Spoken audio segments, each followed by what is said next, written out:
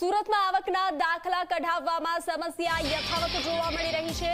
અહીં વહેલી સવારથી લોકો કામ ધંધા છોડીને દાખલો કઢાવવા માટે લાઇનમાં ઊભા રહે છે, પરંતુ તંત્રની નિર્ભરતાની હદ છે કે 9 વાગ્યે પણ કચેરીએ તાળું જોવા મળી રહ્યું છે। તંત્ર તો કઈ વ્યવસ્થા નથી કરતું, પરંતુ લોકોએ તેનો રસ્તો શોધી લીધો છે। કચેરીએ સૌથી પહેલો આવનાર વ્યક્તિ સૌને ટોકન આપી રહ્યો છે।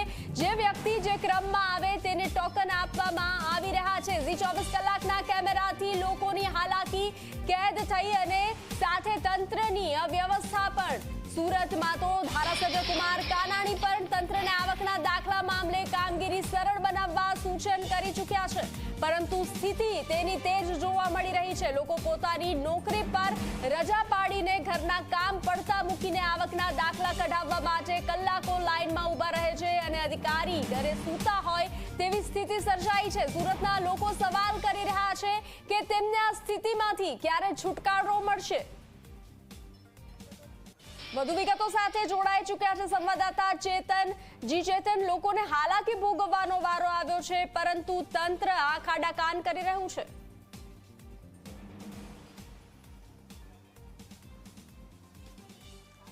જી બિલકુલથી ધોરણ 10 અને 12નું પરિણામ જાહેર થઈ ચૂક્યું છે, ત્યારે દરેક વિદ્યાર્થીઓ અને વાલીઓ આવકના દાખલા માટે ધરમધક્કા ખાઈ રહ્યા છે।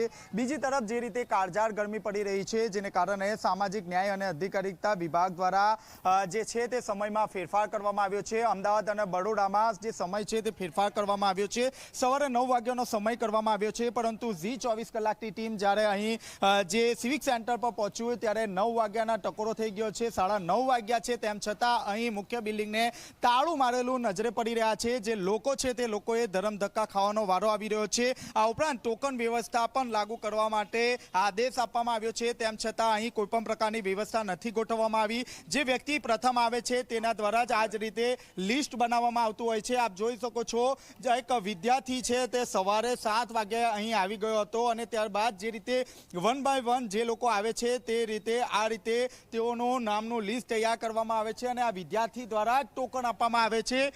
જી શું કહેશો, કેટલા વાગ્યાથી આપ ઊભા છો? અહીં કોઈ ટોકન આપવામાં આવે છે? નહીં, 7 વાગ્યાથી આવ્યા છે, બાજી કોઈ કર્મચારી હજી આવ્યો નથી ને તાળું છે હજી। ટોકન કોઈ આપવામાં આવે છે? નહીં, કોઈ ટોકન નથી આપવામાં આવે। શું આ લખ્યું છે? આ લિસ્ટ પ્રમાણે જે લાઈનમાં જે આવ્યા છે ને એના બધા નામ લખ્યા છે અહીંયા, એટલે બધી ટોકન વાઇસ આપણે આમ બધાને મોકલી શકીએ એમ। જી આપ જોઈ શકો છો, અહીં કોઈ પણ પ્રકારની ટોકન વ્યવસ્થા નથી ગોઠવવામાં આવી। જી કાકા શું કહેશો, બરોડા અને અમદાવાદમાં તો સમય ફેરફાર થઈ ગયો, હજી અહીં તાળું છે? અહીંયા તો વહેલા કામગીરી શરૂ થાય તો અમારે બધાને વાલીઓ માટે વધારે બધાને ફાયદો રહે અને જલ્દીથી નંબર લાગે તો અમારે રજા પાડીને આવવું પડે છે। અત્યારે આ મંદીના સમયમાં અમને લોકોને બહુ હાલાકી પડી રહી છે, તેના કારણે થોડી કામગીરી વહેલા શરૂ થાય તો કલેક્ટરશ્રીનો આભાર। જી શું કહેશો, કોઈ ટોકન આપવામાં આવે છે? ના, અહીંયા કંઈ ટોકન જેવી કોઈ વ્યવસ્થા છે નહીં કચેરી તરફથી। જે ભાઈ અહીંયા વિદ્યાર્થી લોકો જે છોકરાઓ આવે છે તે જ ઓલરેડી કરી રહ્યા છે। કચેરીનો કર્મચારી કોઈ અહીંયા ટોકન આપે એવી કોઈ વ્યવસ્થા કરવામાં આવેલી નથી અને 9:30 અત્યારે કચેરીનો ટાઈમ થયો છે, કોઈ પણ છતાં અત્યારે હજી કચેરી બંધ છે એમ। તો લોકો એવી અપેક્ષા કંઈ ને કંઈ રાખી રહ્યા છે કે જેમ બને તેમ લોકોને વહેલી તકે કચેરી ખુલે એવો ટાઈમિંગમાં બરોડા અને અમદાવાદમાં થયેલો હોય તો અહીંયા બી કરી આપવામાં આવે તો લોકોને જેથી કરીને હાલાકી ઓછી પડે અને જેથી વહેલી તકે લોકો દાખલાનો જે બી કાગળના પેપરના કામ છે તેના લાભ ઉઠાવી શકે અને લોકોની હાલાકી ઓછી પડે। જી આપણને કોઈ ટોકન આપવામાં આવ્યું છે? કેટલા વાગ્યાથી છો આપ?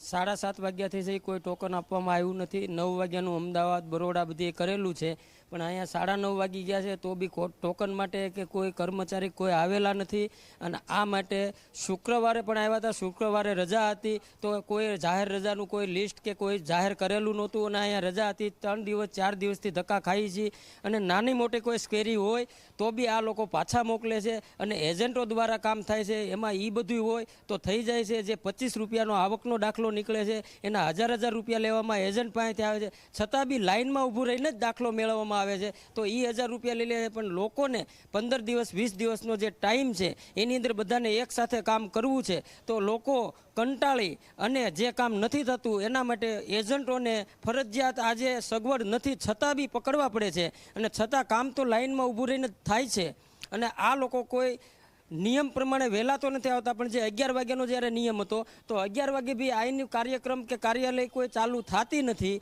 અને કોઈને 11 વાગે પણ કોઈ કામ મળતું નથી. લાઇનમાં સવારે 8 વાગ્યાથી આવે તો 1 વાગ્યા સુધી આ તડકામાં રહેવું પડે છે.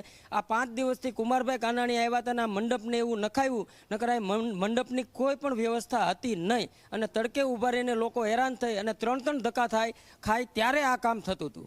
જી, આપ શું કહેશો? સમયમાં ફેરફાર છે પરંતુ અહીં નથી, હજી કચેરીને તાળું છે. અમારું તો એક જ કહેવાનું છે કે થોડુંક લેટ તો થાય છે, એની સાથે સાથે વિદ્યાર્થીને સમયસર એડમિશન પણ ડોક્યુમેન્ટના આધારે મળતું નથી. જે સ્કૂલમાં એને એડમિશન લેવું હોય તે આવકનો દાખલો કે નોન ક્રિમિનલનો દાખલો તે મળતો નથી. આવકનો દાખલો મળ્યા પછી ફોટો પડાવ્યા પછી અંદાજે 8 થી 10 દિવસ પછી આવકનો દાખલો મળે છે. ત્યાર પછી નોન ક્રિમિનલના બધા ડોક્યુમેન્ટ ભેગા કરી નોન ક્રિમિનલનો દાખલો કરતાં અઠવાડિયું એનું બી લાગી જાય છે. એટલે 15 દિવસ અંદાજે નીકળી જાય છે. ત્યાં સ્કૂલમાં એડમિશનની જગ્યા મળતી નથી. જે આદેશ આપવામાં આવ્યો છે એ આદેશને દોડીને પી ગયા છે સુરતના કર્મચારીઓ. આપ જોઈ શકો છો મારા હાથમાં આ લિસ્ટ છે. જે વિદ્યાર્થી સવારે 7 વાગ્યાનો આવ્યો છે તેમના દ્વારા લોકોને આ રીતે ટોકન આપવામાં આવે છે. જે વ્યક્તિ એક પછી એક આવે છે તેમનું નામ અહીં લખવામાં આવે છે અને પોતે જ જે વિદ્યાર્થી છે તે ટોકન આપી રહ્યા છે. ક્યાંક ને ક્યાંય જે વ્યવસ્થા હોવી જોઈએ તે વ્યવસ્થા અહીં જોવા નથી મળી રહી. સવારે 9:30 વાગ્યા છે તેમ છતાં જે કચેરી છે તે કચેરીને હજી પણ તાળા મારેલા છે. જે લોકો છે તે લોકોએ ધરમ ધક્કા ખાવાનો વારો આવી રહ્યો છે. એક તરફ કાળઝાળ ગરમી પડી રહી છે તો બીજી તરફ એક નાની કેરી કાઢીને આ તમામ લોકોને 3 દિવસ સુધી અહીં ધક્કા ખવડાવવાનો વારો આવી રહ્યો છે. લોકોમાં રોષ જોવા મળી રહ્યો છે. જે ઉપરી અધિકારીઓ છે તેમના દ્વારા સમયમાં ફેરફાર કરવામાં આવ્યો છે તેમ છતાં સુરતના જે કર્મચારીઓ છે તેમને આ નિયમ નથી લાગુ પડી રહ્યો અને તેઓ બિંદાસપણે 11 વાગ્યાના ટકોરે તેઓ અંદર આવશે અને ત્યારબાદ બિંદાસપણે કામ કરશે અને અઠવાડિયા પછી આવકનો દાખલો આપશે. જી ચેતન, જાણકારી સાથે જોડાવા બદલ આભાર.